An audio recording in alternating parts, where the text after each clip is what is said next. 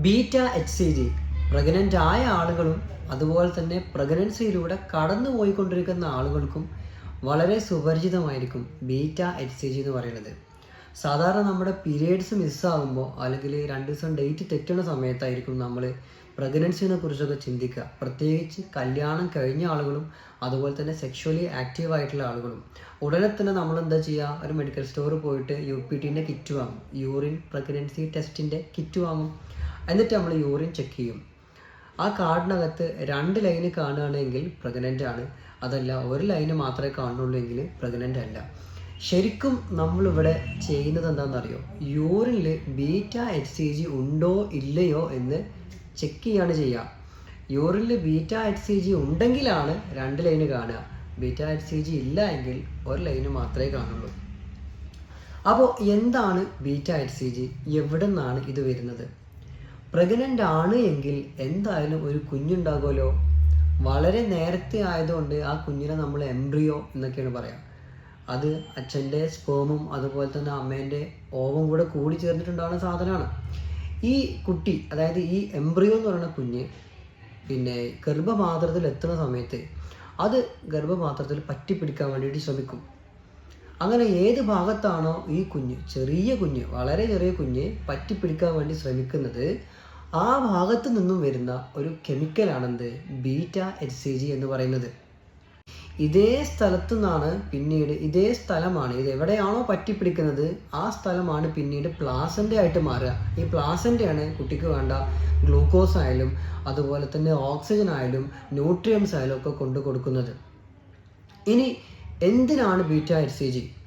ഇപ്പോൾ പ്രഗ്നൻ്റ് അല്ല വിചാരിക്കുക. പ്രഗ്നൻ്റ് അല്ല എങ്കിൽ സാധാരണ മാസാവസാനം സംഭവിക്കുന്നത് പോലെ ഈ യൂട്രസിൻ്റെ ഉൾഭാഗം എന്ത് ചെയ്യും, പീരിയഡ്സ് ആയിട്ട് ബ്ലീഡിംഗ് ആയിട്ട് പോകും.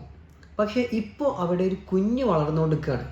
അതുകൊണ്ട് സാധാരണ പറഞ്ഞു പോകുന്നത് പോലെ ഉൾഭാഗം നമുക്ക് നഷ്ടപ്പെടുത്താൻ പറ്റില്ല. അത് അതേ കട്ടിയോടുകൂടെ നിലനിന്നെങ്കിൽ മാത്രമേ എന്ത് ചെയ്യുള്ളൂ, ഈ കുഞ്ഞിന് വളരാൻ കഴിയുള്ളൂ. ഇനി ഗർഭപാത്രത്തിൻ്റെ ഉൾഭാഗത്തെ കട്ടി നിലനിർത്തുന്നത് പ്രൊജസ്റ്ററോൺ എന്ന് പറയപ്പെടുന്ന ഒരു ഹോർമോണാണ്. അപ്പോൾ ഈ ഹോർമോൺ ഉൽപ്പാദിപ്പിക്കുന്ന ആൾക്ക് മനസ്സിലാകണം എന്ത്, ഇതിനകത്ത് ഗർഭപാത്രത്തിനകത്ത് ഒരു കുഞ്ഞു വളരുന്നുണ്ട് എന്നുള്ളത്.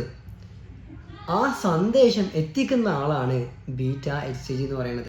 ഈ ബീറ്റ എച്ച് സി ജി ഇവിടെ നിന്നുണ്ടായിട്ട് നേരെ ഈ പറയപ്പെടുന്ന പ്രൊജസ്റ്ററോൺ ഉണ്ടാക്കുന്ന ആളടുത്ത് പോയിട്ട് പറയും, ഇവിടെ താഴെ ഗർഭപാത്രത്തിൽ ഒരു കുട്ടി വളരുന്നുണ്ട്, അതുകൊണ്ട് പ്രൊജസ്ട്രോണിൻ്റെ ഉൽപ്പാദനം ഒരിക്കലും നിർത്താൻ പാടില്ല എന്നുള്ളത്. അങ്ങനെ പ്രൊജസ്ട്രോണിൻ്റെ അളവ് കൂടുകയും ഈ യൂട്രസിൻ്റെ ഗർഭപാത്രത്തിൻ്റെ ഉൾഭാഗത്തിൻ്റെ കട്ടി അതേപോലെ നിലനിർത്തുകയും ഈ കുഞ്ഞിനെ വളരാൻ വേണ്ടിയിട്ട് ഹെൽപ്പ് ചെയ്യുകയുമാണ് ചെയ്യുക. അപ്പോൾ ഇതാണ് ബീറ്റ എച്ച് സി ജിൻ്റെ ഫങ്ഷൻ. ഇനിയിപ്പോൾ ഒരാളുടെ പീരിയഡ്സ് മിസ്സായി, അവർ യൂറിൻ പ്രഗ്നൻസി ടെസ്റ്റ് ചെയ്തു, പ്രഗ്നൻ്റ് ആണെന്നുള്ള കാര്യം വ്യക്തമായി, അതിനെ പോയി സ്കാനിങ് എടുത്തു. പക്ഷേ സ്കാനിങ് എടുത്ത സമയത്ത് യൂട്രസിനകത്ത് ഒന്നും തന്നെ കാണാൻ കഴിഞ്ഞില്ല, യൂട്രസ് എംപ്റ്റി ആയിരുന്നു. ഇങ്ങനൊരു സാഹചര്യം വരികയാണെങ്കിൽ, അതായത് പ്രഗ്നൻ്റ് ആണ് പക്ഷേങ്കിൽ യൂട്രസിനകത്ത് സ്കാനിങ് എടുത്ത സമയത്ത് ഒന്നും തന്നെ കാണാൻ കഴിഞ്ഞില്ല, ഇങ്ങനൊരു സിറ്റുവേഷൻ വരികയാണെങ്കിൽ ഇതെന്തുകൊണ്ട് ഇങ്ങനെ വന്നു എന്ന് മനസ്സിലാക്കാൻ നമ്മളെ ഹെൽപ്പ് ചെയ്യുന്ന ആളാണ് ബ്ലഡിലുള്ള ബീറ്റ എച്ച് സി ജിൻ്റെ അളവ്. ഇപ്പോഴാണ് നമ്മൾ ബ്ലഡിലുള്ള beta H C G measure ചെയ്യുക. ഒരു 3-4 കേസുകൾ ഈ ഒരു സിനാരിയോയിൽ വരും. ഇങ്ങനെ ഒരു സിറ്റുവേഷനിൽ 3-4 കേസുകൾ വരും. നമ്മൾക്ക് ഓരോന്നായിട്ട് നോക്കി നോക്കാം. ആദ്യം ഒരു നോർമൽ പ്രഗ്നൻസീൻ്റെ കേസിൻ്റെ എടുക്കുക. നമ്മൾ വളരെ നേരത്തെ പോയിട്ട് സ്കാനിങ് എടുക്കുകയാണെങ്കിൽ ചിലപ്പോൾ യൂട്രസിനകത്ത് ഒന്നും തന്നെ കാണണമെന്നില്ല. അപ്പോൾ നമ്മൾ ഉടനെ പോയിട്ട് എന്ത് ചെയ്യുക, ബീറ്റ എച്ച് സി ജിൻ്റെ അളവ് നോക്കുക. ചിലപ്പോൾ 3-4 വീക്കൊക്കെ ആയിട്ടുണ്ടാവുള്ളൂ നമ്മൾ സ്കാനിങ് എടുക്കുമ്പോഴേ. ആ സമയത്തിന് കറസ്പോണ്ടിങ് ആയിട്ട് ആ സമയത്ത് നമ്മൾ ബ്ലഡിൽ കാണേണ്ട ഒരു ബീറ്റ എച്ച് സി ജി അളവുണ്ട്. നമ്മൾ മെഷർ ചെയ്യുന്ന സമയത്ത് ഇതേ അളവിൽ ബീറ്റ എച്ച് സി ജി ഉണ്ട് എങ്കിൽ അതൊരു നോർമൽ പ്രഗ്നൻസി ആയിട്ട് എന്ത് ചെയ്യാം, നമുക്ക് കണക്കാക്കാം. മാത്രമല്ല നോർമൽ പ്രഗ്നൻസി ആണെങ്കിൽ ഓരോ 2 ദിവസം കഴിയുമ്പോഴും ബീറ്റ എച്ച് സി ജിൻ്റെ അളവ് ഡബിൾ ചെയ്യും. എന്നുള്ള അളവ് 2 ദിവസം കഴിയുമ്പോൾ അതിൻ്റെ ഇരട്ടിയാകും.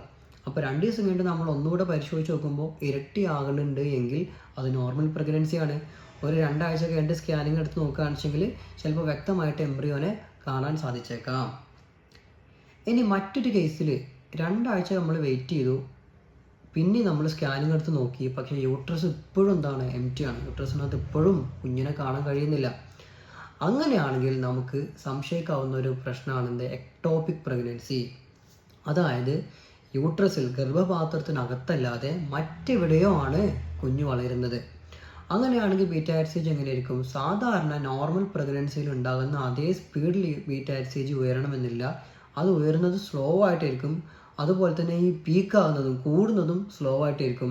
ഈ ഡബ്ലിംഗ് പാറ്റേൺ ചിലപ്പോൾ കാണണം എന്നുമില്ല. ഇനി മറ്റൊരു സാധ്യത എന്ന് പറയുന്നത് ഒരു ഏർലി അബോർഷൻ ആയിരിക്കും. അതായത് നമ്മൾ സ്കാനിങ് എടുത്ത സമയമായപ്പോഴേക്കും കുട്ടി അബോർട്ടായിട്ട് പോയിട്ടുണ്ടാകും, കുഞ്ഞ് മരിച്ചിട്ടുണ്ടാകും. ഇങ്ങനത്തെ ഒരു സിറ്റുവേഷൻ ആണെച്ചെങ്കിലും യൂട്രസിനകത്ത് നമ്മളൊന്നും കാണണമെന്നില്ല. ഈ സമയത്ത് ബീറ്റ HCG എങ്ങനെയൊക്കെ നമ്മൾ ആദ്യം നോക്കുമ്പോൾ ബീറ്റ HCG ഉയർന്നിട്ട് കാണാൻ പറ്റും. പക്ഷേ പിന്നീട് നോക്കുമ്പോൾ പെട്ടെന്ന് കുത്തനെ ബീറ്റ HCG താഴ്ന്ന പോലെയും കാണാൻ കഴിയും. ഇനി പ്രഗ്നൻസി അല്ലാതെ മറ്റു ചില അസുഖങ്ങൾക്കും ബീറ്റ HCG ഉയർന്നതായിട്ട് കാണാം. അതിൽ ജെസ്റ്റേഷണൽ ട്രോഫോബ്ലാസ്റ്റിക് ഡിസീസ് എന്നൊക്കെ പറയുന്ന ഒരു അസുഖത്തിലും അതുപോലെ തന്നെ മോളാർ പ്രഗ്നൻസി എന്ന് പറയപ്പെടുന്ന ഒരു അബ്നോർമൽ പ്രഗ്നൻസിയിലും ചിലപ്പോൾ നമുക്ക് ബീറ്റ HCG ഉയരുന്നതായിട്ട് കാണാൻ പറ്റും. പക്ഷേ ഈ രണ്ട് സാഹചര്യത്തിലും ആൾ നോർമലി ആയിട്ടുള്ള പ്രഗ്നൻസി അല്ല ഉണ്ടാകുക. ഓക്കെ, അപ്പോൾ ഇതൊക്കെയാണ് ബീറ്റ HCG. എല്ലായ്പ്പോഴും നമ്മളിത് മെഷർ ചെയ്യില്ല, ചില സാഹചര്യങ്ങളിൽ മാത്രമേ നോക്കുള്ളൂ. ആ സാഹചര്യങ്ങളാണ് ഞാൻ നിങ്ങൾക്ക് പറഞ്ഞു തന്നത്. മനസ്സിലായിട്ടുണ്ടാവുമെന്ന് വിചാരിക്കുന്നു. നിങ്ങൾ സംശയങ്ങൾ എന്തെങ്കിലും ഉണ്ടെങ്കിൽ കമൻ്റായിട്ട് ചോദിക്കുക. ചാനൽ സബ്സ്ക്രൈബ് ചെയ്യുക, ഷെയർ ചെയ്യുക, ലൈക്ക് ചെയ്യുക. Thank you.